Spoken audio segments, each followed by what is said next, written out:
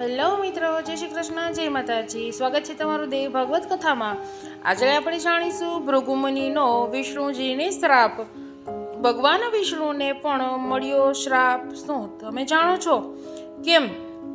એક વખત ભૃગુમુનિએ બ્રહ્મા, વિષ્ણુ અને મહેશમાં કોણ મહાન છે તે જાણવા પરીક્ષા લીધી. સૌ પ્રથમ તેઓ બ્રહ્મા પાસે ગયા, પણ તેમનો અહંકાર જોઈને નારાજ થયા. પછી શિવજી પાસે ગયા, પણ ક્રોધિત સ્વભાવથી તેઓ દૂર થયા.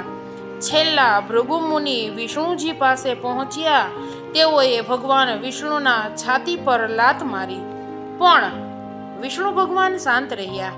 તેમણે કહ્યું, મુનિવર, તમારા પગને ઈજા તો નથી થઈ ને? આ જોઈને ભૃગુમુનિને પોતાની ભૂલ સમજાઈ, પણ માતા લક્ષ્મી ગુસ્સે થઈ ગયા.